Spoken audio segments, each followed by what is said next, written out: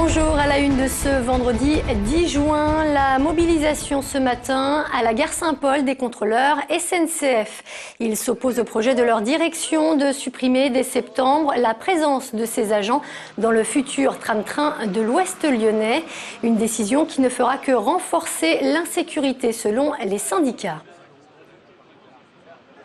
Les conséquences, vous imaginez, c'est des agressions qui se multiplient, des actes d'incivilité, de la dégradation du matériel et un taux de fraude à la hausse. C'est bien aux contrôleurs d'assurer la protection sur la ligne, s'assurer qu'il n'y a pas un train qui arrive derrière ou le stopper si nécessaire. Par la suite, il est prévu d'embaucher donc des conducteurs de tram-train, donc c'est un nouveau grade. Le niveau de formation va être très réduit, 67 jours de formation au lieu d'un an.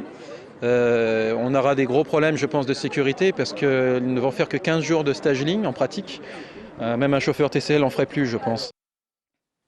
Des affrontements ont éclaté hier après-midi sur le parvis du palais de justice entre des militants d'extrême gauche et d'extrême droite. Une bagarre qui s'est déroulée en marge d'un procès de deux jeunes d'extrême gauche justement, jugés pour faits de violence.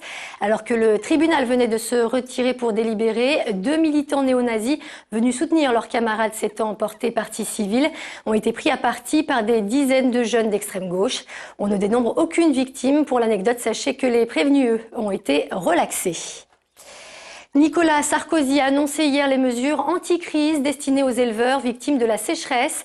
Des éleveurs qui pourraient bientôt être sur la paille tant le prix du fourrage a augmenté.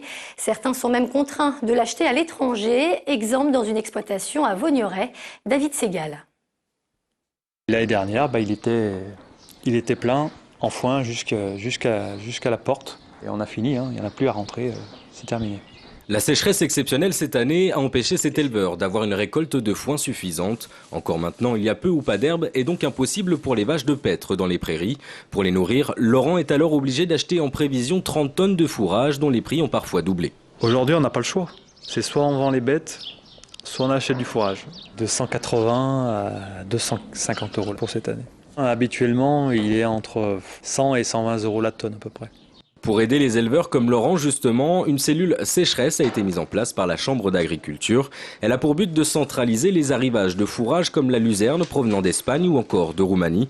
Une plateforme qui évite aussi les spéculations sur le marché, source d'inquiétude. La situation des éleveurs est dans le rouge, d'où notre inquiétude effectivement à ce que leur réaction, elle ne soit pas de trouver des solutions économiques, mais peut-être de fuir le métier ou voir des choses plus graves. Pour la Confédération paysanne, toutes ces mesures d'urgence vont dans le bon sens, bien entendu, mais elles ne sont pas suffisantes. Dans le viseur, par exemple, les céréales utilisées pour les agrocarburants. Il n'y a pas assez de grains pour nourrir les personnes et les animaux, et on continue d'en mettre dans les moteurs. Donc ça, c'est pas admissible pour nous. Aujourd'hui, Nicolas Sarkozy a présenté le plan sécheresse du gouvernement. Principale annonce, le décalage de leur remboursement de prêts. En revanche, les paysans ne recevront pas d'aide financière directe. Autre coup de pouce, l'armée ou encore la SNCF devraient être réquisitionnés justement pour le transport de fourrage. Une bonne nouvelle pour les locataires lyonnais, le montant des loyers a fortement baissé sur le département, moins 4,6% en moyenne, contre seulement moins de 0,2% dans l'Hexagone. Une tendance observée depuis le début de l'année qui devrait se confirmer dans les prochains mois. Petit bémol tout de même, la conséquence directe de cette baisse, c'est un turnover beaucoup moins important. Selon une étude de l'Union des syndicats de l'immobilier, les occupants de ces appartements hésitent à déménager, augmentant ainsi le nombre de logements vacants.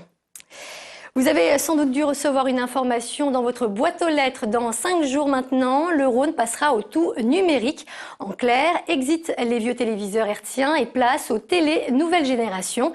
Une véritable petite révolution qui nécessitera tout de même quelques réajustements. Alors quand la TNT dynamite nos habitudes télé, c'est le gros plan de la rédaction. Il est signé Jean-Marc Roffa. Si votre télé est reliée au câble, l'ADSL ou le satellite, vous pouvez dormir tranquille dans la nuit du 14 au 15 juin, au moment de l'arrêt de la diffusion analogique. Pour les autres, raccordés à une antenne râteau ou d'intérieur, il faut vite vous équiper d'un adaptateur dont le coût moyen est de 25 €. La manipulation est simple.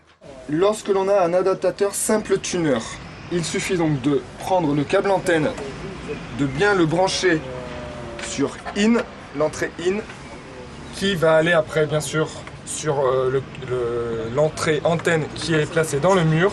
Le 15 juin, toutes les personnes qui reçoivent les 5 chaînes historiques par l'antenne râteau devront faire une remémorisation des chaînes dans la journée. En fonction des émetteurs, des foyers plus éloignés de Lyon vont devoir passer par le satellite. Il y a des relais qui ne passeront pas en numérique, donc à ce moment-là, étant donné qu'il y a très peu de personnes, donc ils préfèrent laisser les gens faire des installations en satellite. Pour aider les retardataires, ce véhicule de démonstration sillonne l'agglomération pour donner de bons conseils. Les relais vont se couper, et ils vont se rallumer petit à petit le matin.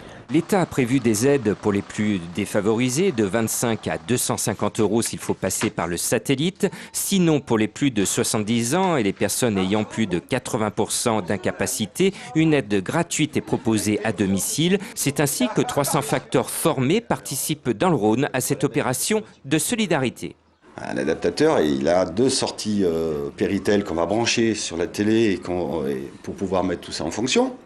Et il y a une des sorties Péritel qui n'était pas tout à fait en bon état. Toutes les infos pratiques sont sur le site tousaunumérique.fr. Pour une assistance, il faut appeler le 09 70 818 818.